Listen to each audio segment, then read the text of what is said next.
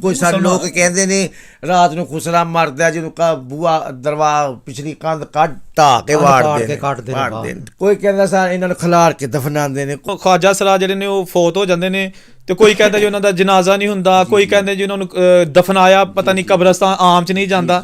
ਇਹ ਬੜੀਆਂ ਐਵੇਂ ਚਾਹ ਮਗੋਈਆਂ ਨੇ। ਹਕੀਕਤ ਕੀ ਹੁੰਦੇ ਨੇ? ਹਕੀਕਤ ਮੇਰੀ ਸੁਣੋ ਗੱਲ, ਪਹਿਲੇ ਨੰਬਰ ਤੇ ਅੱਲਾਹ ਪਾਕ ਨੇ ਸਾਨੂੰ ਵੀ ਮਾਂ ਦੇ ਪੇਟ ਚੋਂ ਜਨਮ ਦਿੱਤਾ ਹੈ। ਬਿਲਕੁਲ ਇਨਸਾਨ ਮੁਸਲਮਾਨਾਂ ਦੇ ਘਰ ਸੀ ਪੈਦਾ ਹੋਏ ਆ, ਠੀਕ ਹੈ। ਹਾਂ ਜਿਤਨੀ ਵੀ ਮਖਲੂਕ ਹੈ ਮੁਸਲਮਾਨ ਨੇ ਨਾ ਅੱਲਾਹ ਬਾਰਗਾਹ ਦੇ ਅੱਲਾਹ ਨੂੰ ਤੰਦਰੁਸਤੀ ਦੇ ਸਭ ਨੂੰ। ਕਿਉਂ?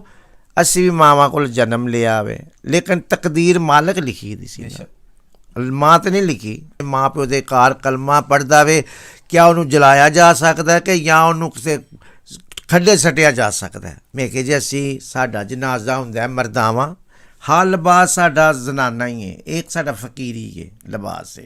ਲਵਾਉਣ ਵਾਲਾ ਸਾਨੂੰ ਮੌਲਵੀ ਹੁੰਦਾ ਵੇ, ਸਾਡਾ ਜਨਾਜ਼ਾ ਬਣਾਉਣ ਵਾਲਾ ਸਾਡਾ ਆਲ ਮੌਲਵੀ ਹੁੰਦਾ ਵੇ, ਠੀਕ ਹੈ। ਕਬਰਸਤਾਨ 'ਚ ਦਫਨਾਉਂਦੇ ਰਹੇ। ਜਲਾਲਪੁਰ ਦੇ ਪਰਾਂ ਟਿੱਬਾ ਕਬਰਸਤਾਨ ਮਸ਼ਹੂਰ ਹੋ ਮਰੂਫ ਹੈ। ਹੁਣ ਬਕਾਇਦਾ ਸਾਡੇ ਉੱਥੇ ਬਜ਼ੁਰਗਾਂ ਦੀਆਂ ਟੇਰੀਆਂ ਨੇ, ਬਕਾਇਦਾ ਸਾਨੂੰ ਦਫਨਾਉਂਦੇ ਨੇ, ਸਭ ਕੁਝ ਹੁੰਦਾ। ਅੱਲਾ ਦਾ ਸ਼ੁਕਰ ਹੈ। ਇਹ ਦੁਨੀਆ ਨੇ ਇੱਕ ਗਲਤ ਫਹਿਮੀ ਹੈ